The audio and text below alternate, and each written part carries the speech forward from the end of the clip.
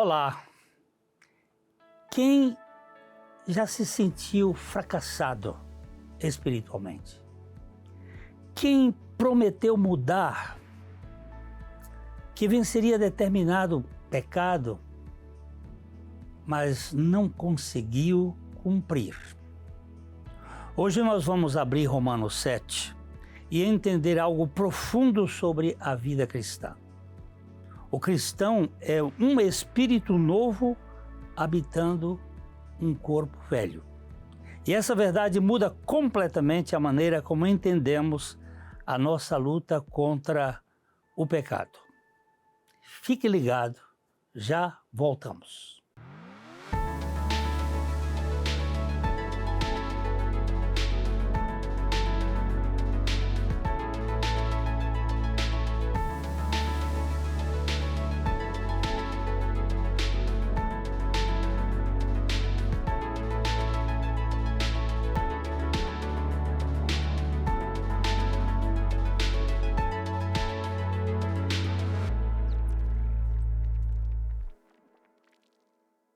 Ótica Higienópolis. Nossa equipe está preparada para dar uma verdadeira consultoria, facilitando a escolha de seus óculos para correção ou proteção solar. Ótica Higienópolis. Avenida Higienópolis, 346, em Londrina.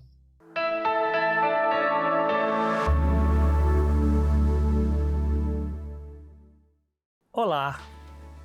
Que alegria é ter você mais uma vez aqui conosco no Café e Fé. Hoje nós vamos meditar sobre um capítulo da Bíblia muito importante, e Romanos capítulo 7, de 14 a 25, um dos textos mais profundos e ao mesmo tempo mais consoladores da Bíblia. Aqui o apóstolo Paulo descreve uma luta interna, uma luta real. Ele quer fazer o bem, mas não consegue. E o mal que ele não quer, lá vai ele. Aquilo que ele detesta, ele faz. Você se reconhece nisso? Essa passagem nos leva a uma pergunta importante. Esse texto descreve um homem não convertido tentando cumprir a lei, ou um cristão verdadeiro lutando contra o pecado? Essas são duas maneiras de interpretar esse texto. Hoje nós vamos entender por que essa passagem nos ensina que é um crente na luta, uma nova criatura habitando este corpo velho caído. E para falarmos sobre este assunto, nós temos aqui o nosso amado Márcio Mizubuchi, nosso irmão em Cristo e amigo. É um prazer, Márcio, estar com você. Ô pastor, prazer é todo meu. Agradeço mais um convite para participar desse programa e poder ser recebido na casa de tantos ouvintes amados que nos escutam. É uma alegria estar aqui. Então, prepare o seu café aí na sua casa, café quentinho, porque o nosso está começando e já a gente volta.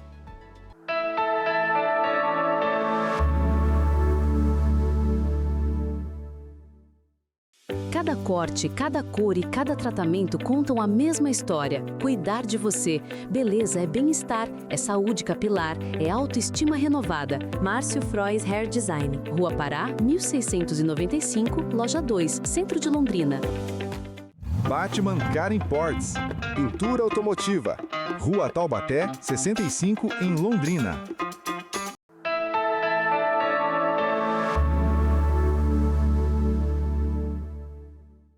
Pois bem, nos últimos programas nós falamos sobre salvação.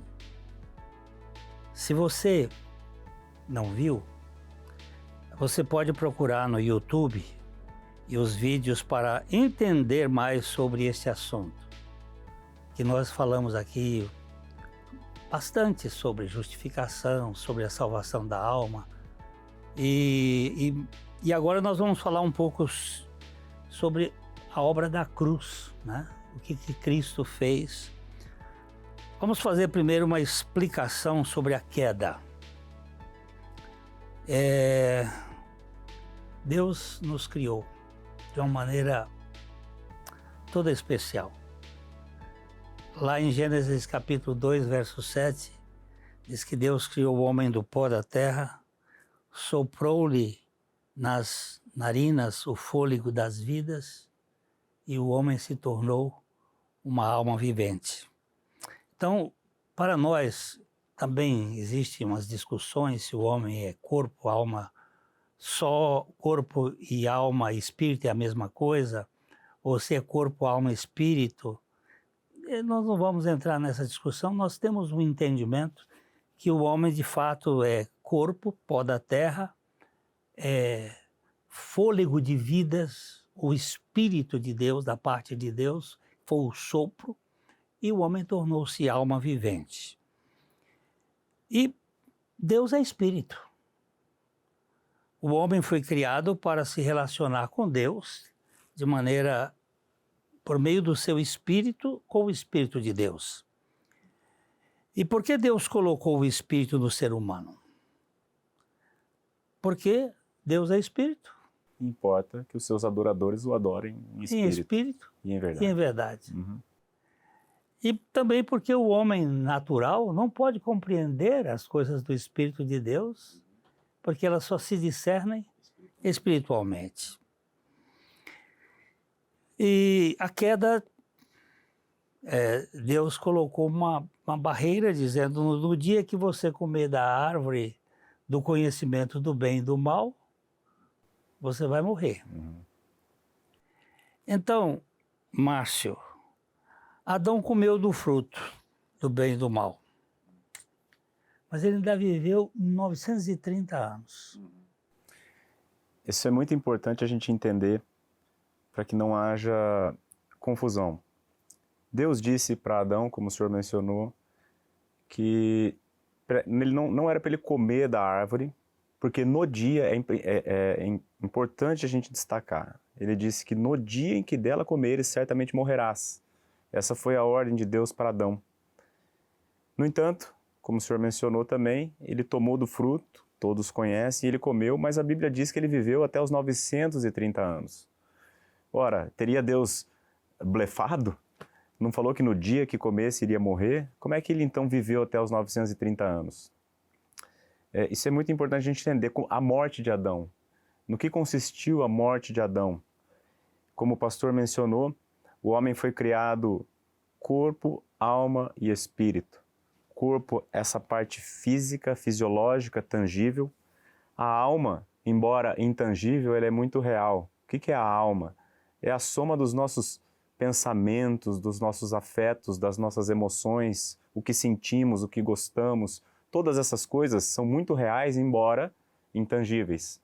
Isso é o que a gente chama, a Bíblia chama de alma, até na língua original, é a palavra psique, da onde vem a nossa palavra psicologia. Então, a alma é o conjunto das nossas vontades e emoções. Agora, o espírito é o mais essencial do nosso ser, é a parte humana pela qual Deus interage conosco, né? E o que foi a morte de Adão? Ele morreu espiritualmente. Quando ele morreu, quando ele tomou do fruto, certamente ele morreu, porque foi essa a palavra de Deus. No dia em que dele comeres, certamente morrerás. Então, Adão, embora tenha permanecido vivo até os 930 anos, no seu corpo e também na sua mente, na sua alma, espiritualmente, naquele momento, ele morreu. E é muito importante a gente entender isso, porque o homem, no seu estado original, corpo, alma e espírito, a Bíblia chama de homem espiritual. Esse homem espiritual, no desenho da criação de Deus, no projeto de Deus, era para ser guiado pelo próprio Espírito de Deus. Mas com a queda de Adão, com a entrada do pecado no mundo, o homem morreu espiritualmente e passou a viver apenas alma e corpo. E agora ele não é mais guiado pelo Espírito de Deus, visto que o seu espírito está desconectado de Deus, está morto. E ele é guiado agora pela sua própria alma. E a Bíblia chama isso de homem natural. Um homem guiado pela sua própria alma. E como a gente disse há pouco, a alma, o que ela é? As minhas vontades, as minhas emoções. Então o homem passou a viver de acordo com o que ele acha mais conveniente, de acordo com o que ele acha mais prazeroso, independente do que Deus diz. Esse é o grande problema da humanidade, porque todos nós descendemos de Adão, e a Bíblia diz que Adão gerou um filho segundo a sua própria imagem e semelhança. E por isso, nós temos a realidade do mundo hoje, um mundo afundado no pecado, porque são 8 bilhões de pessoas vivendo de acordo com a sua própria alma, de acordo com o seu próprio umbigo. Então, naquele dia, o ser humano ficou vivo biologicamente, né, a vida física, ficou vivo psicologicamente, mas espiritualmente ele ficou desconectado de Deus. Houve uma morte. Essa é a definição do homem natural, que é aquela pessoa que não tem a vida do Espírito de Deus, não tem a vida espiritual. Precisamente. Não é?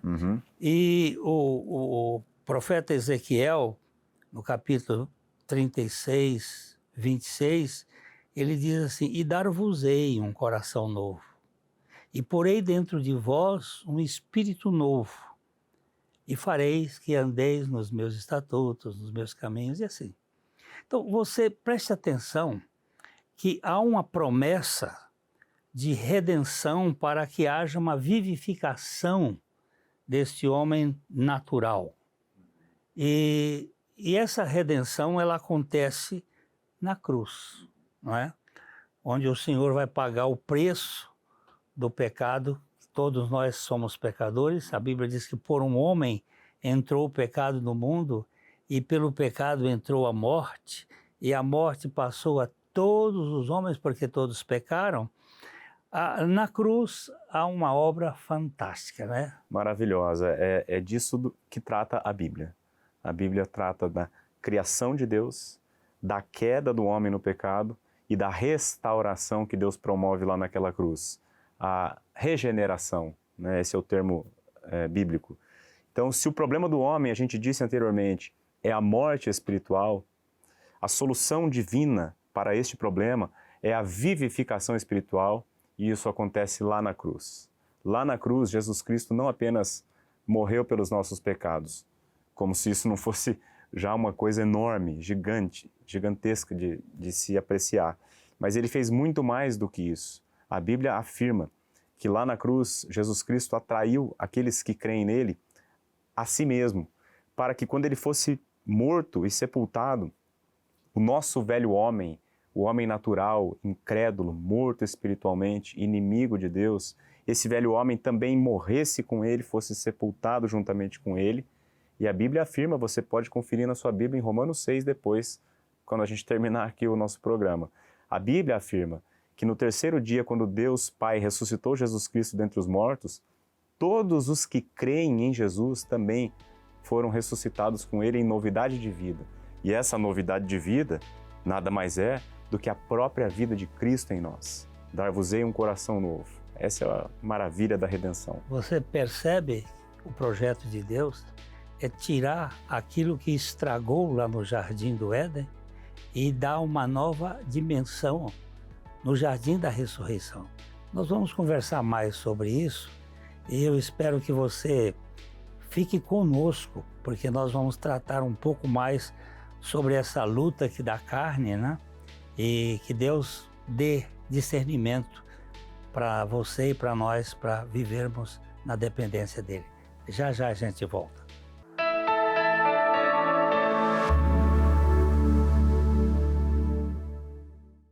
Ótica Higienópolis. Nossa equipe está preparada para dar uma verdadeira consultoria, facilitando a escolha de seus óculos para correção ou proteção solar. Ótica Higienópolis. Avenida Higienópolis, 346, em Londrina. Batman Car Imports. Pintura automotiva. Rua Taubaté, 65, em Londrina.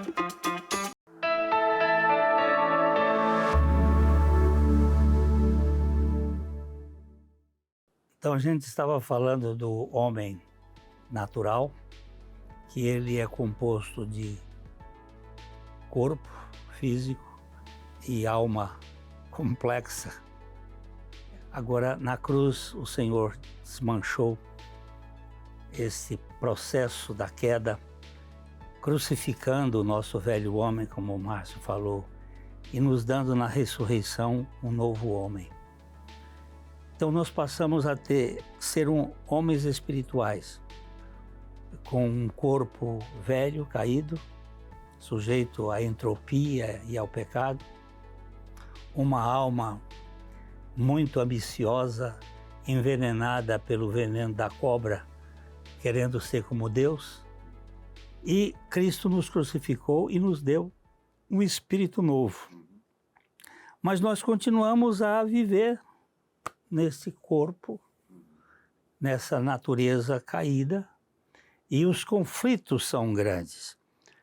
Paulo diz assim: tenho prazer na lei de Deus e consinto que a lei é boa. Mas ele vai dizer, desventurado do homem que sou.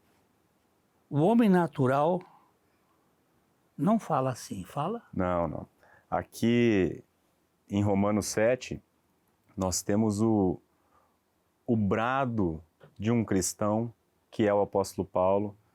Esse cristão tendo passado, esse homem tendo sido regenerado por Deus, ele passou agora a ter um espírito vivificado, ele ama a lei de Deus, e agora ele pode dizer que ele tem prazer na lei de Deus. Mas ele se chama de desventurado porque, embora ele ame a lei de Deus, ele não tem capacidade de cumpri-la integralmente. E essa angústia do apóstolo Paulo, certamente, pastor, é a angústia de todos os cristãos. Tem prazer na lei de Deus, gostaria de cumpri-la, mas não tem a capacidade de cumpri-la plenamente. Então esse texto, ele é ele pode nos ajudar a trazer um conforto, um entendimento acerca da vida cristã, e eu creio que pode abençoar muitos dos queridos que nos ouvem em casa. É verdade, porque o homem velho, a natureza adâmica caída, aquela natureza pecaminosa, ela não tem esse conflito.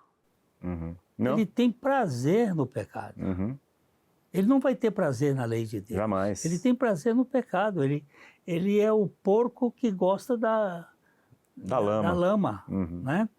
E quando o apóstolo Paulo mostra aqui esse conflito, essa guerra, né? O bem que eu quero, eu não faço. O mal que eu não quero, esse faço. Uhum. Isso não é de um homem velho, não é de um judeu velho, da cultura judaica, isso é da nova criação. Uhum. Eu me sinto muito melhor aqui nesse terreno, certamente, do que achar que Paulo estaria falando ali da sua condição pretérita. Uhum. O pecado que habita em mim, ele fala isto assim, não é o espírito regenerado, é uma carne remanescente que traz esse conflito e que nós vamos levá-lo até o corpo glorificado, não é isso? Exatamente. Eu creio, pastor, que se nós caminharmos aqui nesses versículos aqui do capítulo 7, a gente vai caminhando e fazendo algumas pausas e a gente convida o querido que está em casa nos ouvindo, abra sua Bíblia também em Romanos capítulo 7. Se a gente caminhar aqui pelo raciocínio e pelos argumentos do apóstolo Paulo, eu creio que a gente vai entender claramente o que ele está querendo dizer, com a ajuda do Senhor, com o Espírito dele nos abençoando, nos abrindo entendimento, a gente vai entender o que a palavra de Deus quer nos ensinar. Paulo começa ali no versículo 14, pastor, dizendo assim: porque bem sabemos que a lei é espiritual, eu todavia sou carnal, vendido à escravidão do pecado. Quando ele diz que a lei é espiritual, isso significa que a lei, ela julga não apenas os meus atos, mas ela julga tudo aquilo que eu penso, aquilo que eu sou. Né? Jesus disse, olha, vocês ouviram que não pode adulterar, que é pecado, mas eu digo mais para vocês. Aquele que atenta para uma mulher com intenção impura, no seu coração já adulterou. É nesse sentido que a lei é espiritual. Ela não julga apenas os meus atos pecaminosos, mas a minha essência, o meu próprio ser. Então Paulo está dizendo, a lei é espiritual, eu todavia sou carnal, vendido à escravidão do pecado. O que ele quer dizer com sou carnal? Ele simplesmente ele está dizendo, eu sou humano, eu ainda estou nesta carne, né? E vendido à escravidão do pecado, porque essa carne, esse corpo que eu habito, ainda não foi redimido como já foi redimido o meu espírito. Esse é o ponto dele. Nós temos uma preocupação muito de analisar o pecado na atualidade, no ato, no fato em si, mas a intenção e o propósito do coração fica de fora. Mas aí é onde a lei mexe e não consegue resolver. Não resolve? No que estava enferma pela carne. Pela carne. Né? Então, Paulo, um homem regenerado, com um espírito novo, ele discerniu a sua própria miséria. Né? E ele segue no versículo 15 dizendo assim, olha que interessante, isso pode acontecer com você. É muito provável, se você é um cristão e está nos ouvindo aqui, é muito provável que isso aconteça com você. Ele diz, nem mesmo compreendo o meu modo de agir, pois eu não faço o que prefiro, e sim o que detesto. Mas que loucura é essa? Como alguém pode fazer o que detesta e não fazer o que prefere? É uma esquizofrenia. Parece esquizofrênico, né? Mas aqui é que Paulo é uma nova criatura em Cristo, coparticipante da natureza divina, que ama a lei de Deus, que odeia o pecado, mas ele ainda tem uma natureza terrena, um corpo caído, inclinado ao pecado, e por isso ele pecava.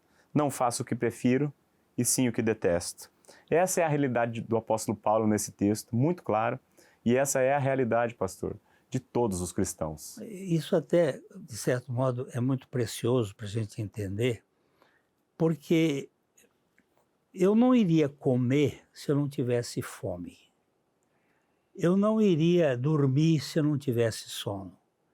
E quando isto revela a nossa fraqueza, a nossa fragilidade, que ele vai dizer lá no final, graças a Deus por Jesus Cristo, é que eu só posso recorrer a Jesus Cristo em razão da minha incapacidade. Exatamente. A minha incapacidade. Se o homem fosse salvo e não tivesse essa luta aqui na terra, ele seria um ser insuportável, de orgulho, de presunção, de absolutidade. Ele ia ficar cheio de si. Mas eu entendo que quando eu prefiro, mas não consigo, o que detesto, é nesta luta que a coisa vai ficar boa. Exatamente. Nessa angústia em que que se busca o Senhor, né? Como a redenção verdadeira que nós temos nele. Paulo segue dizendo, pastor, no versículo 16, ele diz assim, ora, se eu faço o que eu não quero, eu consinto com a lei, que é boa. Então, ele entende que a lei de Deus, os mandamentos são bons. Ele consente com a lei lá no seu homem interior. Nesse caso, versículo 17, quem faz isso já não sou eu, mas o pecado que habita em mim. Olha só, então, ele faz uma clara distinção entre ele, o homem interior, e o pecado que habita nele, a carne. Ele faz essa distinção, e isso ilustra o que nós falamos no início, que um cristão regenerado, ele é uma nova criatura. Ele tem uma nova mente, um novo coração, um espírito ligado a Deus. Mas ele ainda habita num corpo caído. Por isso que o apóstolo fala, o meu homem interior consente com a lei. Eu acho ela boa, só que eu não consigo cumprir por causa do pecado que ainda habita nesse corpo aqui. Então esse versículo 17, pastor, ele explica toda a passagem que vai do 14 ao 25. O pecado que habita em mim. É disso que ele fala. O cristão é uma nova criatura habitando um corpo velho. Essa é a guerra. Eu ouvi um irmão falando uma vez dessa passagem, ele chama esse conflito interno de uma guerra civil. É uma guerra interna dentro de nós. Uma parte do nosso ser espiritual quer fazer o bem, mas a nossa natureza terrena insiste no pecado. Então essa luta, esse conflito moral e espiritual, essa guerra de vontades, infelizmente é uma luta que é uma realidade na vida de todos os cristãos. E ele aqui no 18 diz, porque eu sei que em mim, aí ele vai explicar o que é esse em mim, isto é, na minha carne, não habita bem nenhum. Pois o querer o bem está em mim, não porém o efetuá-lo. Exatamente. nesse trecho que nós estamos aqui meditando, ele apresenta por 3 vezes a mesma sequência de raciocínio. Ele mostra, né, a primeira, a sua condição. A condição dele é que a lei é boa, mas ele é carnal. Essa é a condição dele. Aí ele traz uma evidência dessa condição. Essa evidência é: eu quero fazer o bem, mas não consigo. Mas o mal que eu não quero, esse eu faço. Essa é a evidência. E ele traz a causa. O que causa tudo isso? É o pecado que habita em mim. Então, um pecado remanescente no meu corpo. Então, pastor, ele é um lamento do apóstolo Paulo como um cristão que gostaria de ser mais santo, digamos assim, mas não consegue por suas próprias forças, né? Ele tem uma boa intenção, mas não consegue. E o 19, ó, porque não faço o bem que prefiro, mas o mal que não quero, esse faço. Essa é a evidência dessa realidade, né? E no 20 ele traz a causa, mais uma vez. Por que isso acontece? Ele diz assim: se eu faço o que não quero, já não sou eu quem faz, e sim o pecado que habita em mim. E veja, pastor, dos versos 21 ao 23, ele vai repetir o mesmo argumento, usando a mesma sequência. Veja só, verso 21. Então, ao querer fazer o bem, encontro a lei de que o mal reside em mim. Essa é a condição dele. Quer fazer o bem, mas o mal reside nele. Aí ele segue no 22 dizendo assim: porque no tocante ao homem interior, tenho prazer na lei de Deus. Esse homem interior é o espírito. É o homem espiritual, o homem regenerado. No homem interior, tenho prazer na lei de Deus. Mas, versículo 23, vejo nos meus membros, aqui ele está falando da carne, do corpo, vejo nos meus membros outra lei, que guerreando contra a lei da minha mente, me faz prisioneiro da lei do pecado. Então aqui nós temos a condição dele, a evidência dessa condição dele. Ele, com a lei, tem uma guerra entre a lei da mente dele e a lei do pecado que está nos membros dele. E qual que é a causa? Final do versículo 23, o pecado que está nos meus membros. Diante dessa angústia, Paulo ele parece aflito e ele clama angustiado. No versículo 24, como ele diz ali, pastor, no versículo 24? Desventurado o homem que sou, quem me livrará do corpo desta morte? Desventurado o homem que sou. O apóstolo Paulo, São Paulo está dizendo isso. Que miserável homem eu sou, quem vai me livrar disso aqui? Uma vez eu ouvi uma ilustração que cabe aqui. Paulo aqui, ele era como um artista sem talento. Ele gostava do que é belo, entendia de arte e ele planejava fazer um quadro belíssimo. Mas quando ele pegava a aquarela e o pincel para tentar fazer, saía um garrancho, porque ele não tinha nenhum talento.